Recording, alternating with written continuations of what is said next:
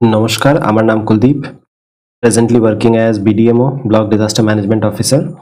তো ডব্লিউবিসিএস যে syllabus change হওয়ার কথা ছিল সেটা বা প্যাটার্ন চেঞ্জ হওয়ার কথা ছিল সেটা চেঞ্জ হয়ে গেছে।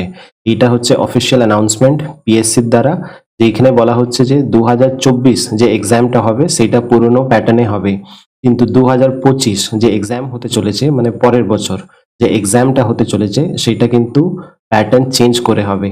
ঠিক আছে, তো এই ভিডিওর মাধ্যমে আমরা ডিসকাস করব যে কি কি চেঞ্জ আসতে চলেছে এবং কি কি জিনিস আমাদের মনে রাখতে হবে, কি কি ইনক্লুড করা হয়েছে, কি কি এক্সক্লুড করা হয়েছে, সমস্ত জিনিস ডিটেলসে ডিসকাস করব।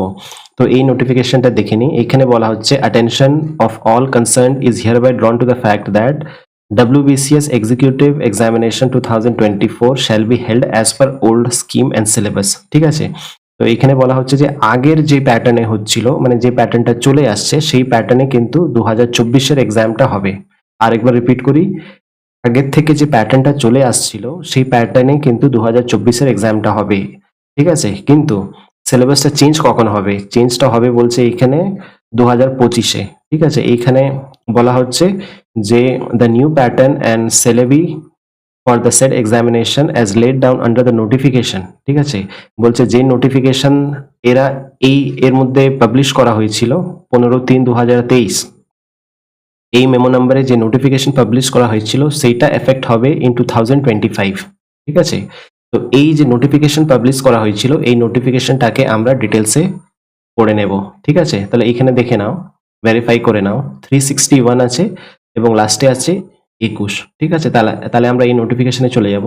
এখানে তোমরা দেখতে পাচ্ছ যে 361 আছে, লাস্টে আছে 21। ঠিক আছে, ডেটেড হচ্ছে 15 মার্চ 2023। তো কি কি জিনিস এখানে আসতে চলেছে একটু দেখে নেব। ঠিক আছে, ডিটেলসে এটা ডিসকাস করব। ঠিক, তো এখানে বলা হচ্ছে প্রিলিমিনারি এক্সামিনেশন। প্রিলিমিনারি এক্সামিনেশন হচ্ছে GS paper 1 and GS paper 2। ঠিক আছে, জিএস পেপার 1-এ 200 মার্কসের হবে এবং জিএস পেপার 2-তেও 200 মার্কসের হবে।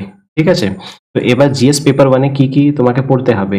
জিএস পেপার 1-এ এর আগে প্রিলিমিনারি এক্সামিনেশনে তুমি যেভাবে পড়তে 8টা সাবসেকশন ছিল সেটাই থাকবে। তাহলে প্রথমে হচ্ছে English, general science, current events on national international importance. ঠিক আছে, হিস্ট্রি থাকবে, geography, Indian polity and economy, Indian national movement and general mental ability. ঠিক আছে, তো এর আগে WBCS প্রিলিমস যেভাবে হতো সেটা কিন্তু পেপার 1-এ এখানে দেওয়া আছে, কনফিউজ হবে না। এর আগে যেভাবে প্রিলিমস এক্সাম তুমি দিতে সেইভাবে এখানে পেপার 1-এ ওরা দিয়েছে। এবার পেপার 2-তে তাহলে কি আছে? পেপার 2-তে আমরা দেখে নেব। এখানে 6টা সেকশন আছে, যেখানে তোমরা দেখতে পাচ্ছ প্রথমে comprehension, interpersonal skill including communication skill, logical reasoning and analytical ability, decision making, general mental ability, basic numeracy. ঠিক আছে, তো এই কটা জিনিস রয়েছে। এবার তোমার মনে প্রশ্ন উঠবে যে এই সব জিনিসগুলো যদি আমাদেরকে করতে হয় খুবই টাফ হয়ে যাবে। ঠিক আছে, টাফ সবার জন্য হবে। ঠিক আছে, সবার জন্য এটা নতুন, কিন্তু যারা ইউপিএসসি আগে থেকে প্রিপারেশন নিচ্ছিল তাদের জন্য কিন্তু এটা মানে সহজ হয়ে উঠলো, কারণ তারা অলরেডি প্রিপেয়ার করছিল এবং সেই সিলেবাসটাই এখানে চলে এসছে। মানে ইউপিএসসি প্যাটার্ন যেটা বলা হচ্ছিল সেটা পুরোপুরি একদম ইউপিএসসি প্যাটার্নে এরা নিয়ে চলে এসছে। ঠিক আছে, তো এটা একটা জিনিস, আরেকটা জিনিস বলে দেওয়া যায় যে এটা কোয়ালিফাইং ইন নেচার। ঠিক আছে, এটাকে শুধু তোমাকে কোয়ালিফাই করতে হবে, স্কোর শুধু তোমাকে কিসে রাখতে হবে? পেপার 1-এ তোমাকে স্কোর করতে হবে, এন্ড পেপার 2 যেটা আছে, যেখানে জেনারেল স্টাডিজ পেপার 2, এটা শুধু কোয়ালিফাইং ইন নেচার হবে। ঠিক আছে, কতটা মার্কস পেতে হবে তোমাকে পেপার 2-তে? 33% পেলেই কিন্তু তুমি পাস করে যাবে। ঠিক আছে, আরেকবার রিপিট করি, পেপার 1টা তোমাকে স্কোর করতে হবে, যেটাকে এখানে দেওয়া আছে, WBCS প্যাটার্নে যেটা ছিল সেটাই আছে প্রিলিমসের, এবং পেপার 2 তোমাকে শুধু 33% পেতে হবে। ঠিক আছে, যেটা মনে হয় ইজ ইজি। ঠিক আছে, প্র্যাকটিস করলেই হয়ে যাবে আশা করি। এরপরে চলে যাব আমরা মেইনস এক্সামিনেশনে। ঠিক আছে, এখানে যে মেইন যে ইম্পর্টেন্ট যে জিনিসটা রয়েছে সেটা মেইনসে রয়েছে, তো পয়েন্ট বাই পয়েন্ট আমরা এখানে পড়ে দেখে নেব। ঠিক আছে, তো কি বলছে? The means examination shall consist of written examination and personality test. ঠিক আছে, তো এই মেইনস এক্সামিনেশনে দুটো পার্ট আছে, একটা হচ্ছে রিটেন এক্সামিনেশন এবং পার্সোনালিটি টেস্ট। ঠিক, এরপরে হচ্ছে the written examination shall consist of 10 papers of conventional type, out of which 2 papers Bengali, Nepali as paper A and English as paper B, carrying 300 marks each, shall be of qualifying in nature। তার মানে কি বলা হচ্ছে? Total 10খানা paper থাকবে, তার মধ্যে paper A and paper B এই দুটো হচ্ছে কোয়ালিফাইং নেচার, যেটা কি আগে হতো না। I repeat, paper A and paper B এইটা হবে কোয়ালিফাইং ইন নেচার, ঠিক আছে, যেটা আগে হতো না, আগে এই মার্কসটা ক্যারি করতো রেজাল্টের সময়, ঠিক আছে। তো আরেকটা জিনিস কি ইম্পর্টেন্ট এখানে রয়েছে যে এখানে বেঙ্গলি এবং নেপালি আছে, ঠিক আছে, কোনো হিন্দি নেই। আই রিপিট, এখানে বেঙ্গলি এবং নেপালি আছে, পেপার এতে কোনো হিন্দি নেই, ঠিক আছে। মানে তোমাকে আইদার বেঙ্গলি জানতে হবে অর নেপালি জানতে হবে, এই দুটো পেপার তোমার পেপার এতে থাকবে, ঠিক আছে, এবং ইংলিশ থাকবে পেপার বিতে, মানে তোমার বেঙ্গলি জানাটা কম্পালসারি হয়ে গেল এবার, ঠিক আছে। এবার এইখানে 3 নম্বর পয়েন্টে দেখবো আমরা, marks obtained in all the compulsory paper 1 to 8 and marks obtained in personality test shall be counted for final merit list, ঠিক আছে। আমরা বুঝতেই পারছি যে paper A and paper B এটা কিন্তু মেরিট লিস্টের যে কাউন্ট হবে সেটা থেকে বাইরে চলে গেল। এবার কোনটা, পেপার 1 থেকে পেপার 8 অবধি তুমি যা মার্কস পাবে সেটা তোমার মেরিট লিস্টে শো করবে, ঠিক আছে। তাহলে আমরা কি বুঝলাম, প্রিলিমিনারিতে দুটো পেপার হচ্ছে, ঠিক আছে, জিএস পেপার 1 অ্যান্ড পেপার 2, ঠিক আছে। প্রিলিমিনারিতে GS paper 1 and GS paper 2, ঠিক। মেন্সে কি হচ্ছে, paper A and paper B যেটা হবে কোয়ালিফাইং ইন নেচার, যার মধ্যে বেঙ্গলি কম্পালসারি, বোঝাতে পারলাম। আর এরপরে চলে আসছি পেপার 1 to 8 মেন্সের মধ্যে, পেপার 1 to 8 যেটা যে মেরিট লিস্ট তৈরি হবে তার মধ্যে কিন্তু সেটা থাকবে, ঠিক আছে। Each compulsory and optional paper shall carry 250 marks and shall be of 3 hours duration, ঠিক আছে। তাহলে 250 মার্কস করে থাকবে 3 ঘন্টার জন্য, ঠিক আছে, পরীক্ষাটা থাকবে 3 ঘন্টার জন্য। Candidates opting for group C and group D services and post need not to appear for at the paper 7 and paper 8, মানে এটা অপশনাল পেপার আছে, যেটা কি যারা ফর্ম ফিল আপ করার সময় তোমরা দেখে থাকবে যে যারা শুধু গ্রুপ সি আর গ্রুপ ডির পোস্টটা ভরছে তাদের জন্য এই অপশনালটা থাকতো না, ঠিক আছে, এখনো সেটাই আছে যে পেপার 7 অ্যান্ড পেপার 8 তাদের জন্য থাকবে না, যারা শুধু গ্রুপ সি এবং গ্রুপ ডি এর জন্য অ্যাপ্লাই করবে, ঠিক আছে। তো এবার রিটেন এক্সামিনেশন কিভাবে হবে সেটা আমরা দেখে নেব, ঠিক আছে। 6 নম্বর পয়েন্টে কি বলা হচ্ছে যে পেপার এ যেটা বললাম কোয়ালিফাইং ইন নেচার থাকবে, ঠিক আছে। Paper A and paper B যেটা তোমরা দেখতে পাচ্ছ এটা বেঙ্গলি বা নেপালিতে থাকবে, আর পেপার বি হচ্ছে ইংলিশে থাকবে, ঠিক আছে।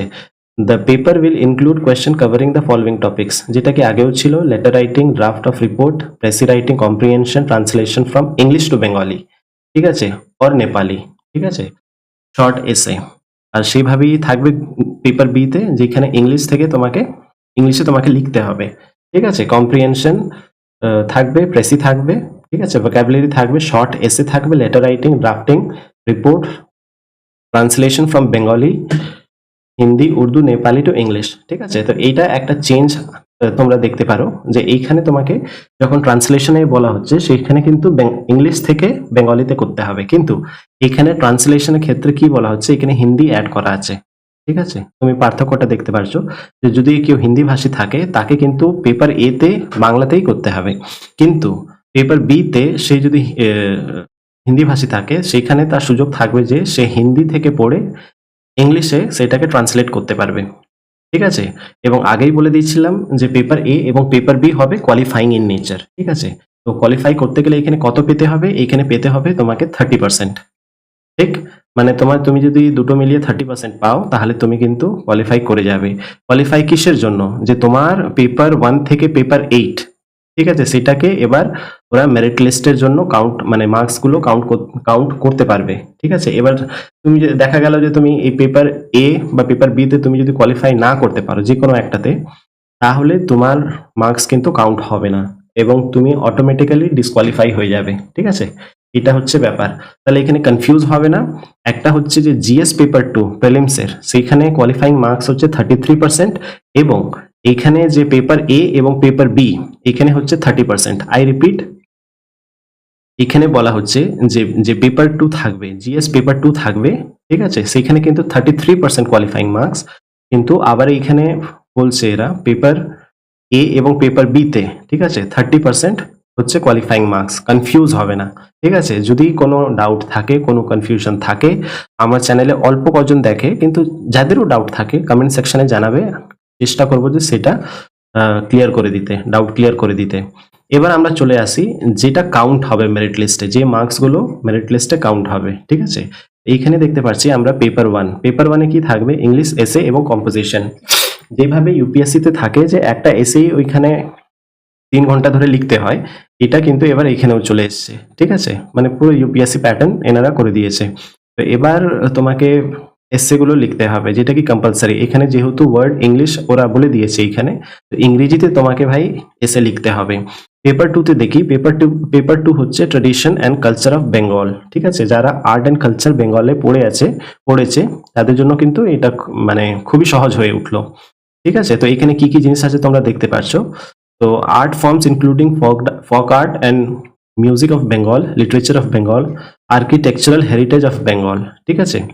ঠিক আছে, তো আর কি বলে দিয়েছে? From ancient two modern Times, মানে আজকের অবধি যে কটা জিনিস রয়েছে, আর্ট, কালচার, ঠিক আছে, লিটারেচার, আর্কিটেকচার, সমস্ত জিনিসের উপরে প্রশ্ন থাকবে, ঠিক আছে? এরপরে আমরা দেখে নেব পেপার 3। পেপার 3 হচ্ছে জেনারেল স্টাডিজ 1, ঠিক আছে? পেপার 4 হচ্ছে জেনারেল স্টাডিজ 2, তারপরে জেনারেল স্টাডিজ 3, জেনারেল স্টাডিজ 4, ঠিক আছে? এর ডেসক্রিপশনটা ওরা এখনো মানে প্রোভাইড করেনি যে কি কি সাবজেক্ট তার মধ্যে ইনক্লুড করা হবে। যত সময় যাবে তত ওরা মানে আরো জিনিস জানা যাবে যে কোন জিএস 1 এ কি কি সাবজেক্ট থাকবে, বা জিএস 2 তে কি কি থাকবে, জিএস 3 তে কি কি থাকবে, সমস্ত জিনিস আরো ডিটেলস ভাবে আনফোল্ড হবে, ঠিক আছে? অপশনাল সাবজেক্টে আমরা দেখতে পারি যে পেপার 6, পেপার 7 এন্ড পেপার 8, এই দুটো হচ্ছে অপশনাল সাবজেক্ট, ঠিক আছে? এটা তাদেরকেই দিতে হবে যারা গ্রুপ এ, ডব্লিউবিসিএস এক্সিকিউটিভ বা পুলিশ সার্ভিসে যারা যেতে চায় তারাই অপশনাল দেবে, ঠিক আছে? আরেকটা কি বলতে চাইছে, the question paper will be of conventional type, ঠিক আছে? তোমাকে কনভেনশনাল টাইপ অর্থাৎ মানে স্কুলে যেভাবে তুমি লিখে এসছো, ঠিক আছে, পাতার পর পাতা, বা কলেজে যেভাবে লিখে এসছো সেভাবে তোমাকে লিখতে হবে, এমসিকিউ টাইপ থাকবে না, ঠিক আছে? 3 ঘন্টার পরীক্ষা। আর এখানে কি বলা হচ্ছে, all answers in all paper whether compulsory or optional may be written either in English or in Bengali, ঠিক আছে? তো compulsory paper or optional paper মানে যে কটা কম্পালসারি পেপার আছে 1 থেকে 8 অবধি, ঠিক আছে, সেটাকে আইদার তোমাকে ইংলিশে লিখতে হবে অর ইন বেঙ্গলি, ঠিক? তার মধ্যে ইংলিশ যে এসেটা রয়েছে সেটা তোমাকে তো ইংলিশেই লিখতে হবে, ঠিক আছে? তো এইটা হলো এইখানকার মানে যেটা নোটিফিকেশনে দেওয়া হয়েছে। আর কি জিনিস দেখে নেব, এটা তো আগেও ছিল, ঠিক আছে? পে স্কেল কত কি আছে, কোয়ার মধ্যে কোন পোস্টটা আছে, সেই সব জিনিস তোমরা দেখতেই পাচ্ছ এখানে। এটার মধ্যে আর গেলাম না, ঠিক আছে? 8 খানা পেপার আছে, এটা ডিসকাস করে ফেলেছি। তো এখানে আবার অপশনালের যে সাবজেক্টগুলো রয়েছে সেটার কোড দেওয়া রয়েছে এবং কি কি সাবজেক্ট তুমি নিতে পারো, ঠিক আছে, সেটা দেওয়া আছে, এটা আগেও থাকতো, ঠিক? তাহলে এইখানে একটা ওরা দিয়ে দিয়েছে the standard of arithmetic part of compulsory paper 4, ঠিক আছে? তো পেপার 4 এর ব্যাপারে এরা এখানে বলে দিল কম্পালসারি পেপারে যে অ্যারিথমেটিক এবং রিজনিং এ কি কি সাবজেক্ট থাকতে পারে, মানে কোন লেভেলে থাকতে পারে, ঠিক আছে? সেই জিনিসটা এরা বলে দিয়েছে, এটা ডিসকাস করলাম না, ঠিক? দ্য স্ট্যান্ডার্ড 5 নম্বরে দেখছি, the standard of other compulsory paper will be of the level of learning expected from a graduate, ঠিক আছে? একজন যে গ্র্যাজুয়েট রয়েছে, ঠিক আছে, তাকে কি কি জিনিস জানা উচিত সেই লেভেলে প্রশ্নগুলো তৈরি করা হবে। এবং আর কি বলা হচ্ছে যে যে অপশনাল পেপারগুলো থাকবে এটা কি মানে অনার্স লেভেলে, অনার্স ডিগ্রি লেভেলে যে এক্সামিনেশন গুলো হয় সেই লেভেলের অনার্স পেপার, এই অপশনাল পেপারগুলো থাকবে, ঠিক আছে? এরপরে হচ্ছে জেনারেল স্টাডিজ 2, এর মধ্যে কিন্তু এনভায়রনমেন্ট যোগ করা হয়েছে, ঠিক আছে? যোগ করা হয়েছে এবং কি কি সিলেবাস ওরা দিয়ে দিয়েছে, বায়োডাইভার্সিটি, ঠিক আছে, coastal regulation zone, global warming, industrial and environmental pollution, ozone layer and related issues, ঠিক আছে? তো নতুন জিনিস এটা অ্যাড করা হলো, আগে এনভায়রনমেন্ট ছিল কিন্তু স্পেসিফিক ভাবে ওরা দিত না, ঠিক আছে? কিন্তু এখন এনভায়রনমেন্ট ওরা বলেই দিয়েছে নোটিফিকেশনে যে এনভায়রনমেন্টের আলাদা একটা সাবজেক্ট থাকবে, ঠিক আছে? তারপরে ইন্ডিয়ান ইকোনমি যে আগে ছিল রিজার্ভ ব্যাংক অফ ইন্ডিয়াকে নিয়ে, সেটা এখনো আছে, ঠিক? এরপরে হচ্ছে দেখে নিই একটু আর কি কি দেওয়া আছে, ঠিক আছে? তো এই জিনিসগুলো যেটা মেন মেন জিনিস সেটা তো বলে দিলাম, আর নতুন সেরকম অ্যাড করার কিছু নেই। আরেকটা জিনিস যেটা বলা হচ্ছিল যে আগে কিন্তু আলাদা আলাদা ইন্টারভিউ হতো, যেমন এ এন্ড বি কে আলাদাভাবে ডেকে নিত, বা গ্রুপ সি কে আলাদাভাবে ডেকে নিত, ডি কে আলাদাভাবে ডেকে নিত, কিন্তু এইবার আর হবে না সেরকম, ঠিক আছে? এখন একসাথেই ডাকা হবে, যেটা কি ইউপিএসসি তে করা হয়, ঠিক আছে? No separate personality test shall be held for different groups. ঠিক আছে, এরা বলে দিয়েছে স্পষ্টভাবে যে আলাদাভাবে ইন্টারভিউ হবে না, সবার একসাথেই হবে এবং মার্কস অনুযায়ী তাদেরকে অ্যালট করা হবে সার্ভিসেস। ঠিক আছে, তো এটা হয়ে গেল। আর দেখি কোনো ইম্পর্টেন্ট আছে কিনা যেটা কি ডিসকাস করতে পারবো আমরা।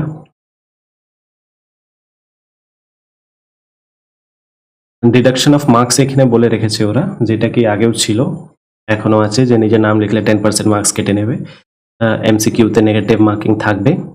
ঠিক আছে, এইসব জিনিস এরা বলেছে এইখানে। আর একটা ওরা সামারি তুলে ধরেছে এইখানে। সামারি তোমরা দেখতে পাচ্ছ কিভাবে আছে। ঠিক আছে, কি কি ইংলিশ এসে and composition, tradition and culture of Bengal. ঠিক আছে, GS1, GS2, 5, 6, 7, 8। ঠিক আছে, এইভাবে রয়েছে। তো এটা হচ্ছে ব্যাপার, এটা হচ্ছে পুরোপুরি নোটিফিকেশন যেটা কি তোমাদের সামনে তুলে ধরলাম। এবার কোনো ডাউট থাকতেই পারে বা আমি কোনো জিনিস মিস আউট করতেই পারি। ঠিক আছে, আমার মতে আমি পুরো নোটিফিকেশনটা ভালোভাবে ডিসকাস করে ফেললাম। এবার তোমাদের যদি কোনো ডাউট থাকে তাহলে কমেন্ট সেকশনে আমাদেরকে জানাতে পারো। ঠিক আছে, চেষ্টা করব কমেন্ট সেকশনের মধ্যেই জিনিসটাকে ক্লিয়ার করে দেওয়ার। তো যারা অল্প কজন দেখছো, চেষ্টা করো আরো সবার সাথে শেয়ার করার জন্য, যেন বেশি থেকে বেশি লোকের স্টুডেন্টদের কাছে এটা পৌঁছায়। ঠিক, তাহলে দেখা হচ্ছে পরের ভিডিওতে। Have a nice day.